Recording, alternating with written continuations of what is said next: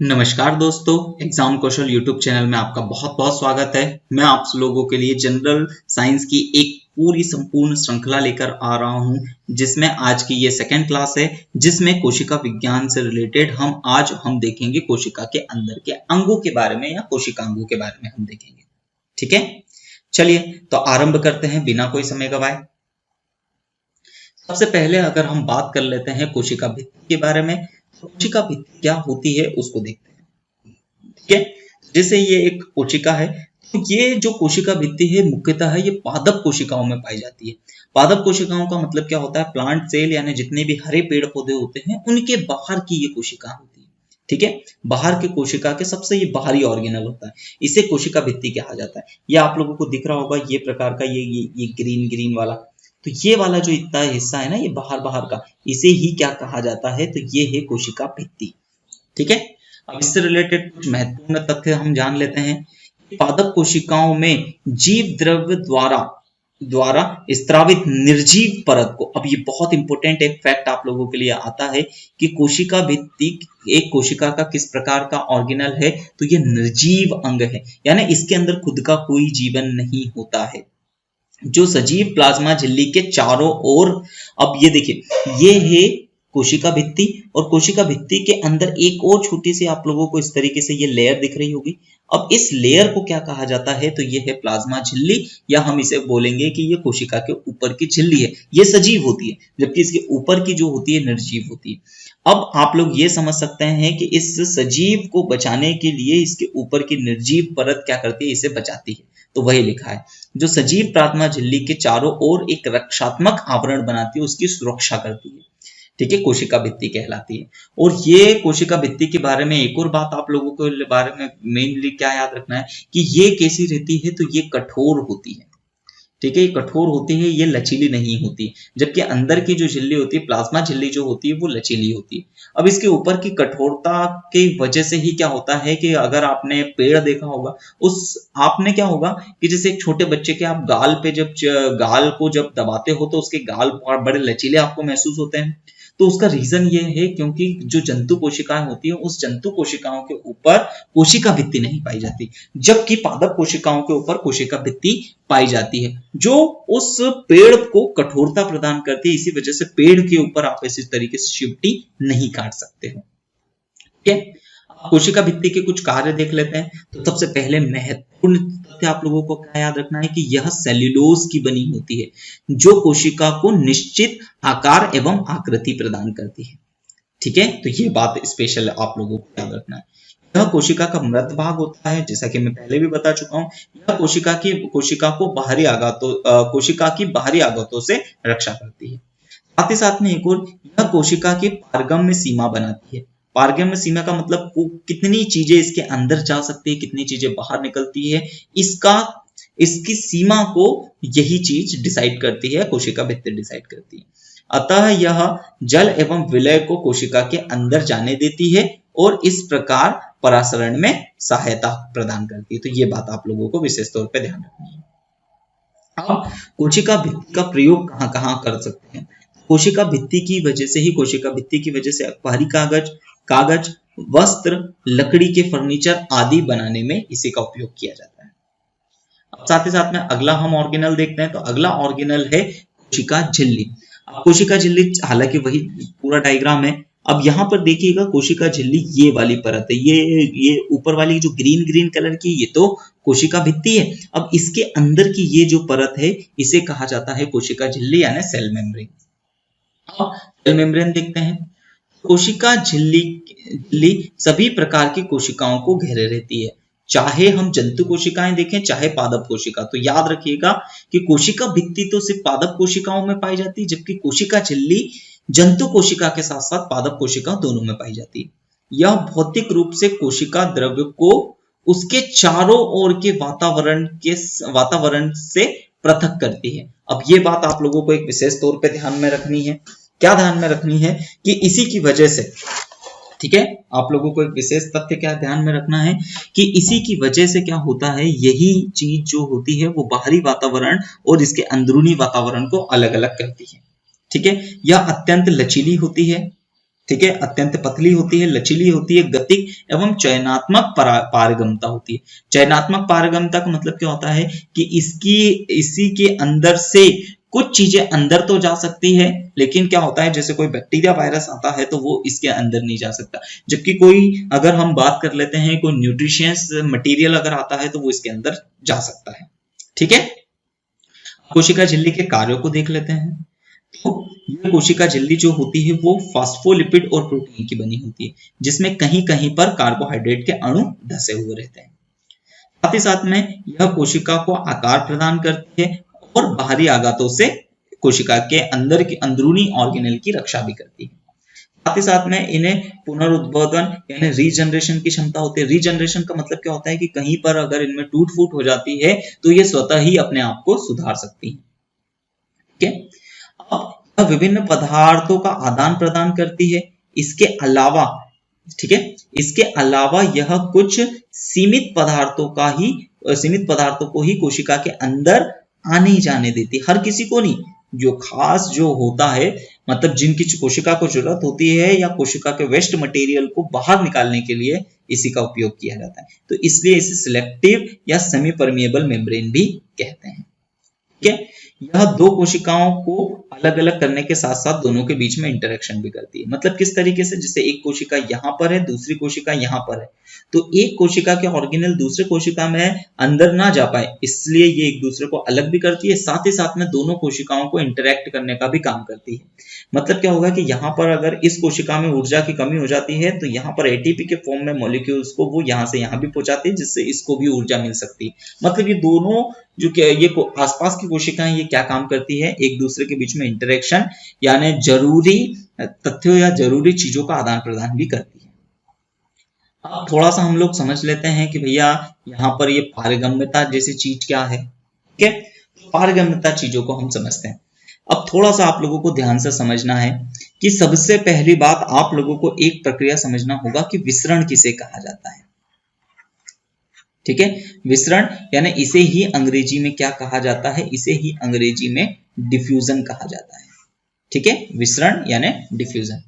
अब देखिए विसरण को किस तरीके से, तो अचानक से फैल जाने की घटना को विसरण कहते हैं। और ये बात आप लोगों को विशेष तौर पे याद रखना है कि विसरण की जो प्रक्रिया होती है वो सिर्फ और सिर्फ किस में होती है, हवा में होती है यानी एयर्स में होती है।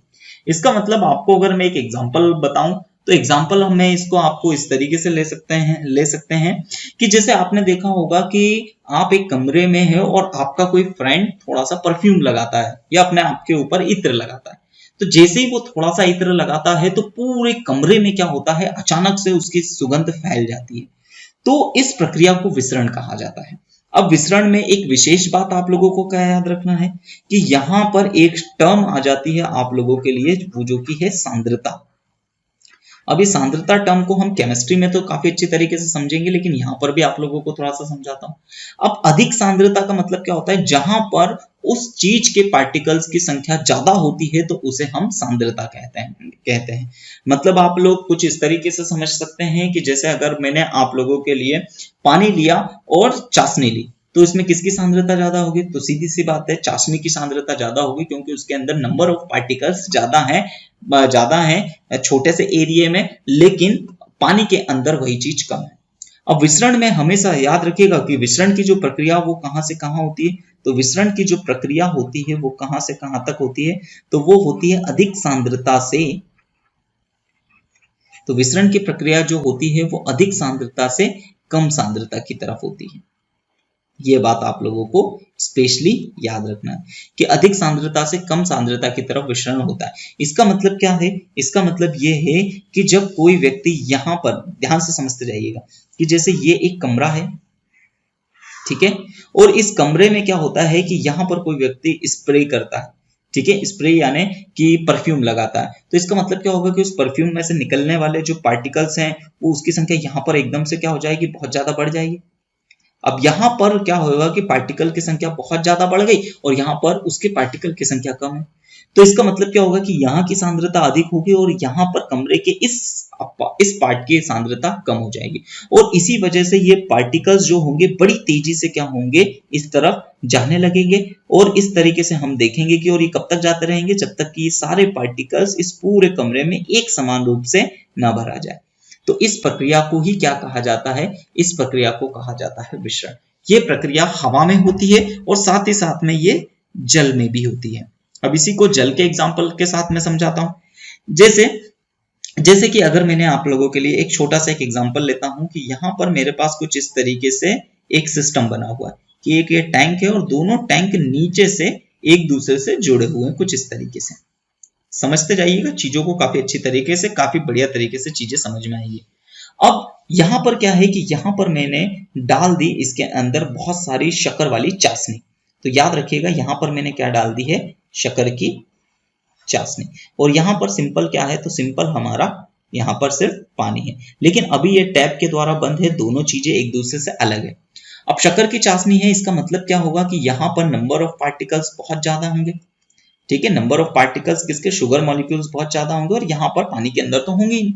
अब लेकिन जैसे ही मैं इस टैप को ऑन करता हूं, ठीक है, समझ पा रहे हो ना कि जैसे इसको मैं ऑन करता हूं तब क्या होगा, तो यहाँ के पार्टिकल बड़ी तेजी से कहां किधर जाने लगेंगे, इस तरफ जाने लगेंगे। और ये प्रक्रिया कब तक चलते रहेगी, तब तक कि जो दोनों के पास सेम चीजें ना हो जाए।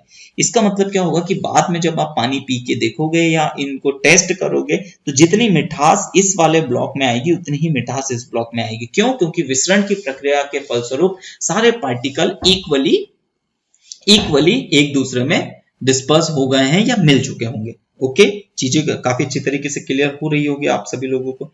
अब हम आगे बढ़ते हैं। ठीक है, चलिए अब हम आगे की चीजों को बात करते हैं। ये विसरण तो आपने को लोगों को समझ में आया, लेकिन अब ये परासरण क्या होता है। ठीक है, परासरण मतलब इसे अंग्रेजी में कहा जाता है ऑस्मोसिस। क्या होता है, ठीक है, तो ये ऑस्मोसिस क्या होता है, तो इसमें यही प्रक्रिया जस्ट उल्टी होती है। इसमें क्या होता है कि जो पार्टिकल्स होते हैं, ठीक है, और उसमें से भी कौन से पार्टिकल, सिर्फ और सिर्फ विलय के पार्टिकल मैं आगे लिख दूंगा।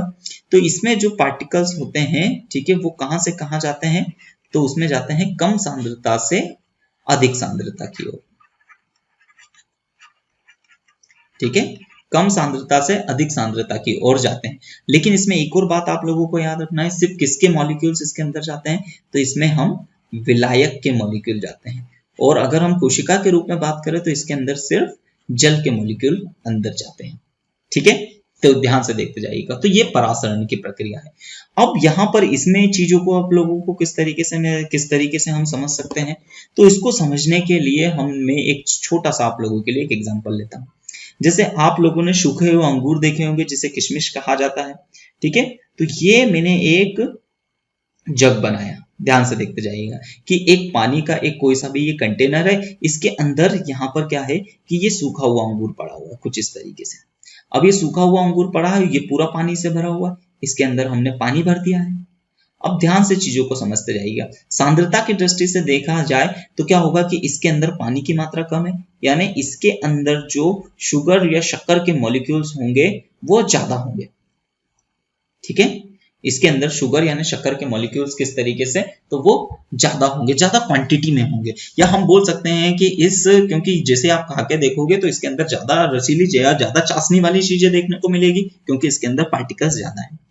अब इसके ऊपर की ये जो अंगूर के ऊपर की जो पतली सी परत है, ये परत काम करती है किसकी तरह, तो ये कार्य करती है, ये अर्ध पारगम्य की तरह कार्य करती है। ठीक है, ये किसकी तरह कार्य करती है, तो इस झिल्ली को कहा जाता है अर्ध पारगम्य झिल्ली की तरह कार्य करती है। यानी इसे अंग्रेजी में कहा जाता है सेमी परमिएबल मेम्ब्रेन। ठीक है, सेमी परमिएबल मेम्ब्रेन।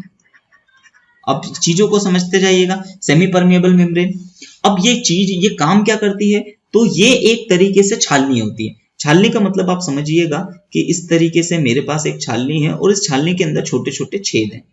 ठीक है, तो ये बिल्कुल उसी तरीके से काम करती है। अब ये इतने छोटे से छेद हैं कि जिसके अंदर से पानी के मॉलिक्यूल तो आर पार हो सकते हैं, पानी का मॉलिक्यूल इधर भी जा सकता है और पानी का मॉलिक्यूल इधर भी जा सकता है। पानी के मॉलिक्यूल तो इधर उधर जा सकते हैं, लेकिन अगर हम शक्कर के मॉलिक्यूल की बात करें तो शक्कर के मॉलिक्यूल का साइज ज्यादा होता है, इवनली थोड़ा सा बड़ा होता है। जितने भी पानी के अलावा जितने भी सॉल्ट्स वगैरह हम देख लेते हैं उनका साइज बड़ा होता है। तो साइज बड़ा होने की वजह से ये पार नहीं हो पाएंगे, बस यहीं पर खेल होता है।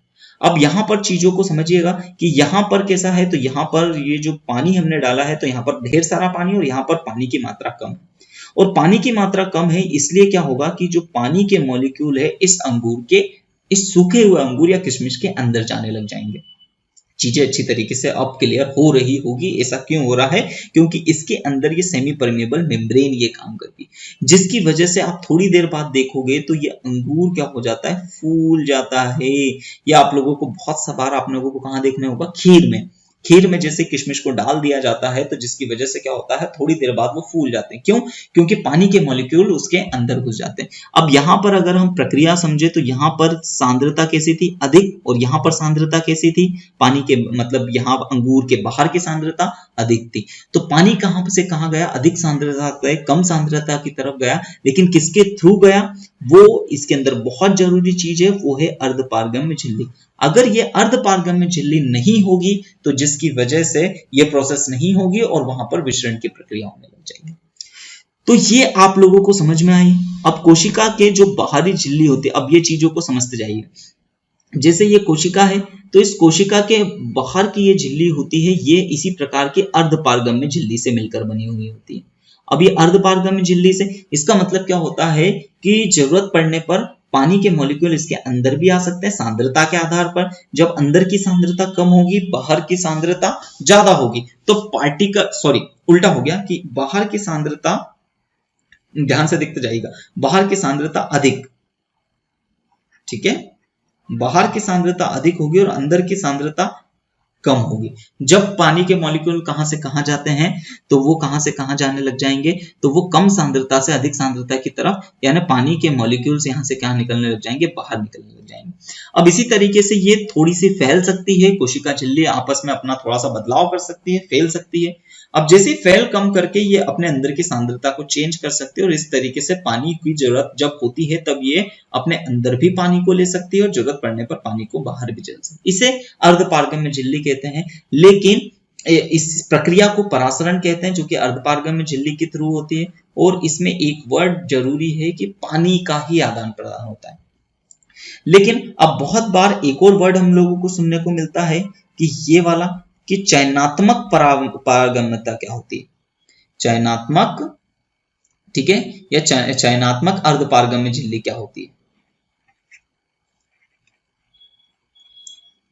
अब चयनात्मक अर्धपारगम्य झिल्ली यानी सिलेक्टिव परमिएबल मेम्ब्रेन या चयनात्मक परासरण की प्रक्रिया भी इसे कहा जाता है, ठीक है, चयनात्मक परासरण। अब चयनात्मक परासरण के प्रक्रिया में क्या होगा, तो भैया इसके अंदर यह होता है कि देखिए कोशिका की ये झिल्ली है, इस कोशिका झिल्ली के ऊपर कुछ रिसेप्टर पाए जाते हैं, ध्यान से समझते जाइएगा, कुछ इस तरीके से रिसेप्टर पाए जाते हैं। ये अब कुछ इस तरीके से कोशिका के ऊपर ये रिसेप्टर है, ये कोरोना वायरस नहीं बना रहा हूं मैं, ये रिसेप्टर है, ठीक है। कोरोना वायरस के ऊपर भी इस तरीके के अलग अलग टाइप के रिसेप्टर होते हैं, वो इसके अंदर घुसते हैं। किसी दिन मैं आप लोगों के लिए इसका लेक्चर भी एक अच्छी तरीके से बनाऊंगा। अब ये है कोशिका। अब देखिए यहां से एक बड़ा सा मॉलिक्यूल आया, जैसे ग्लूकोज का बड़ा सा मॉलिक्यूल है। अब ये ग्लूकोज का बड़ा सा मॉलिक्यूल है, इसको अंदर घुसना है, लेकिन ये तो सेमी परमिएबल मेम्ब्रेन है। अब सेमी परमिएबल मेम्ब्रेन है, ये तो सिर्फ पानी को ही, जबकि ये पार्टिकल को अगर अंदर घुसना है, ग्लूकोज के इस मॉलिक्यूल को अगर घुसना है, तो अब क्या होगा, तो ये जाता है और इसके इस रिसेप्टर पर अटैच्ड होता है। अब जैसे रिसेप्टर पर अटैच्ड होता है तो इसके अंदर कोशिका को ये समझ में आ जाता है, क्योंकि कोशिका इतने सालों से या इतने हमेशा से, या इसका इवोल्यूशन ही इस तरीके से हुआ कि ये इस ग्लूकोज के मॉलिक्यूल को पहचानने लगी है। अब जैसे इस रिसेप्टर को, तो इस रिसेप्टर के थ्रू क्या होता है, ये रिसेप्टर छोटा होता है और ये रिसेप्टर के थ्रू ये ग्लूकोज का मॉलिक्यूल अंदर घुस जाता है। तो इसी तरीके से इसे क्या कहा जाता है, चयनात्मक अर्धपारगम्य झिल्ली भी कहा जाता है। तो पानी के आना जाना तो सिंपल परासरण की प्रक्रिया के द्वारा होता है, जबकि दूसरे कुछ मॉलिक्यूल किस तरीके से घुस सकते हैं, तो वो कोशिका के ऊपर लगे हुए रिसेप्टर की वजह से घुस सकते हैं। और ये सारा काम कहां पर होता है, तो ये सारा काम होता है कोशिका के ऊपर की उस स्पेशल झिल्ली के ऊपर। तो उम्मीद है बच्चों काफी अच्छे तरीके से चीजें समझ में आई होगी। तो यहाँ पर अब ये इस चीज में आप लोगों को कोई समस्या नहीं होगी। चलिए आगे बढ़ते हैं, आप चाहो तो इसका स्क्रीनशॉट भी ले सकते हैं। आगे बढ़ते हैं हम लोग, हम जीव द्रव्य की बात करते हैं, थर्ड ऑर्गेनल की बात करते हैं। ठीक है, जीव द्रव्य को देखते हैं। जीव धारियों की प्रत्येक जीवित कोशिका में उपस्थित जीवित पदार्थ को जीव द्रव्य कहते हैं। यही जीवन का सार है। हक्सले ने इसे जीवन का भौतिक आधार भी कहा है। तो ये बात आप लोगों को याद रखना है कि जीवन का भौतिक आधार किससे कहा जाता है, तो वो जीव द्रव्य को कहा जाता है, जिसके अनुसार समस्त जीवधारियों का शरीर जीव द्रव्य से निर्मित इकाइयों का समूह है। इसको आप किस तरीके से समझ सकते हैं, तो इसको समझने की कोशिश कीजिएगा। देखिए, जैसे कि हमारे चारों तरफ का वातावरण क्या है, तो हम इस वायुमंडल में जिंदा रहते हैं। वायुमंडल से ही हम वायुमंडल में हम कार्बन डाइऑक्साइड छोड़ते हैं और साथ ही साथ में वायुमंडल से ऑक्सीजन गैस लेते हैं। अब इसी तरीके से कोशिका के अंदर जितने भी ऑर्गेनल है, इस ऑर्गेनल को काम करने के लिए क्या है, वातावरण चाहिए, चीजें चाहिए, तो वो भरी हुई रहती है इस जीव द्रव्य में। यानी इन कोशिका के अंगों को जरूरत की सारी चीजें इन जीव द्रव्यों के द्वारा ही मिलती। अगर ये जीव द्रव्य नहीं होगा तो कोशिका के अंदर के कोई भी कोशिकांग बिल्कुल काम नहीं कर पाएगा। इसीलिए ये बहुत ही महत्वपूर्ण है और इसे ही जीवन का सार कहा जाता है और यही जीवन का भौतिक आधार है। और इसी के अंदर जितने भी कोशिकांगों का निर्माण होना है वो इन्हीं जीव द्रव्यों के द्वारा होता है। तो ये जीवन का भौतिक आधार है। ठीक है, अब आगे देखते हैं। तो मैं इस चीज को थोड़ा सा रफ कर रहा हूं यहां से।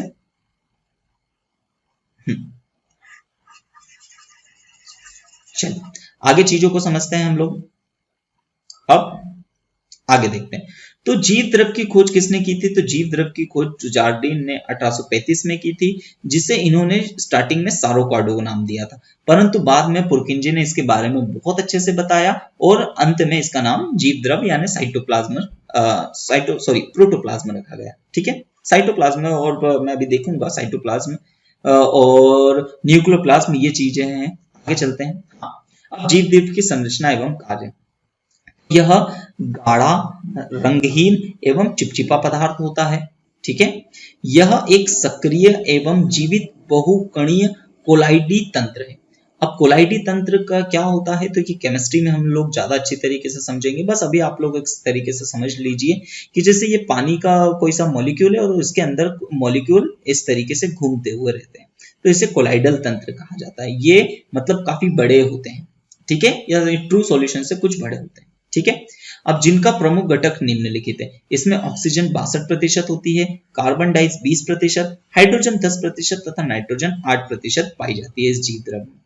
अब यह मैंने अभी बताया था कि यह दो प्रकार का होता है, कोशिका द्रव्य जिसे साइटोप्लाज्म कहा जाता है और एक केंद्रक द्रव्य जिसे न्यूक्लियोप्लाज्म कहा जाता है। देखिए, ये है कोशिका, इस कोशिका के अंदर न्यूक्लियस होता है।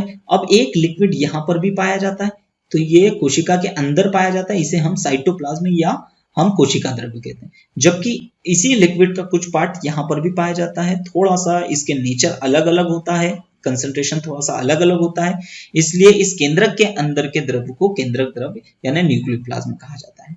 ठीक है, तो जीव द्रव्य में सर्वाधिक मात्रा में मिलने वाला तत्व ऑक्सीजन है। ये इंपॉर्टेंट फैक्ट बनता है, आप लोगों को याद रखना है कि जीव द्रव्य में सबसे अधिक मात्रा में कौन सा तत्व मिलता है, तो वो है ऑक्सीजन। आगे बढ़ते हैं। कोशिका द्रव्य। ठीक है, तो ये मैंने बताया था कि जीव द्रव्य को यानी प्रोटोप्लाज्म को हम दो पार्ट में डिवाइड कर सकते हैं। ठीक है, तो कोशिका द्रव्य।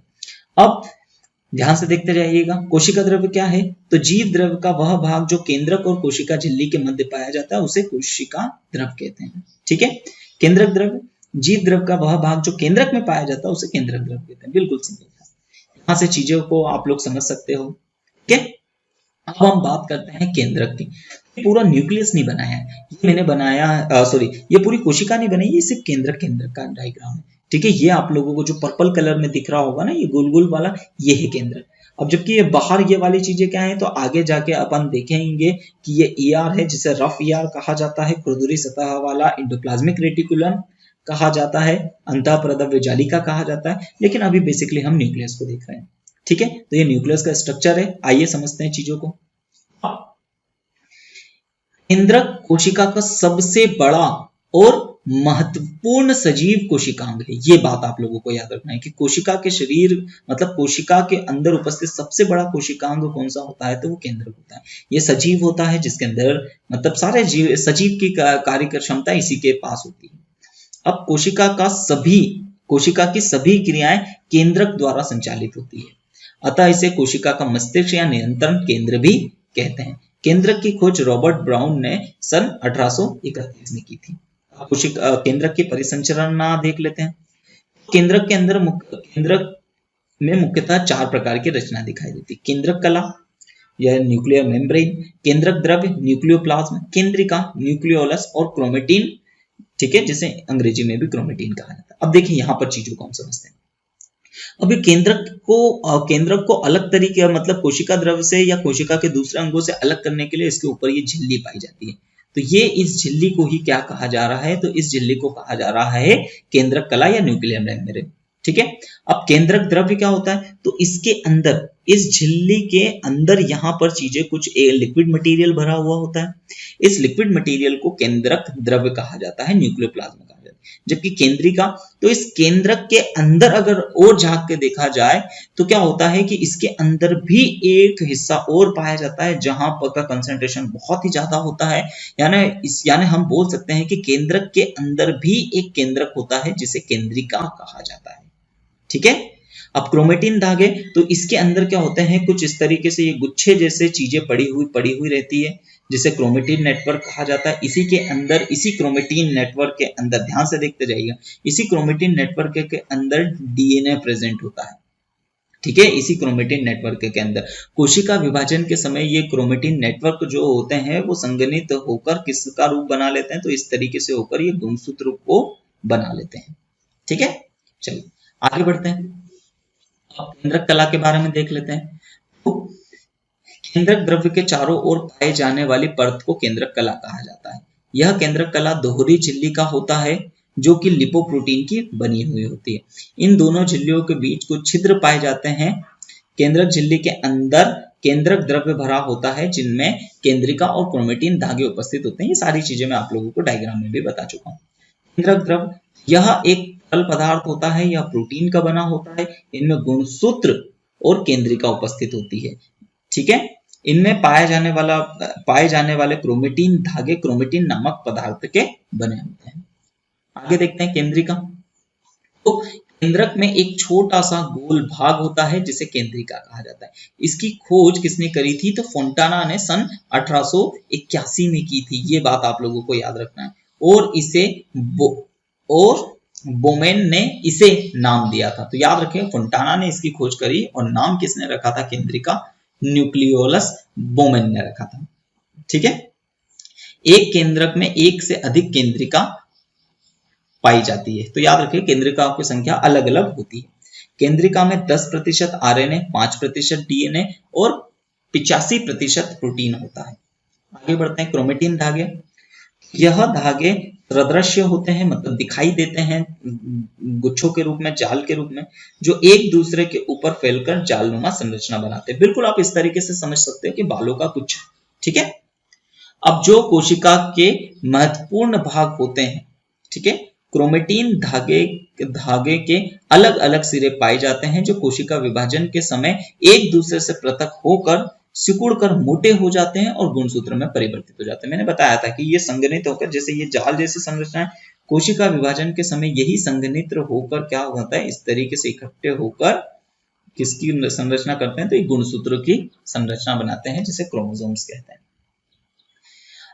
यहां तक कोशिकांगों का थोड़ा कोशिकांग वाला हिस्सा, जो कोशिकांग के जो अंग है वो काफी ज्यादा है, तो एक लेक्चर में अगर मैं बनाता तो काफी बड़ा लेक्चर हो जाता, तो इसलिए इसे हम पार्ट में स्टडी करेंगे। मैंने यहाँ तक आप लोगों को न्यूक्लियस तक बता दिया है। अगले पार्ट में हम न्यूक्लियस के आगे कोशिकांगों की बात करेंगे। और आप सभी लोगों ने अभी तक अगर एग्जाम कौशल चैनल को सब्सक्राइब नहीं किया है तो प्लीज सब्सक्राइब करें। साथ ही साथ में आप वीडियो को लाइक कीजिए, चैनल को सब्सक्राइब कीजिए और बेल आइकन को जरूर दबाइएगा ताकि हमारे द्वारा डाले गए किसी भी प्रकार की जानकारी आप लोगों तक सबसे पहले पहुंच सके, ठीक है। तो आज की क्लास हम यही समाप्त करते हैं। धन्यवाद।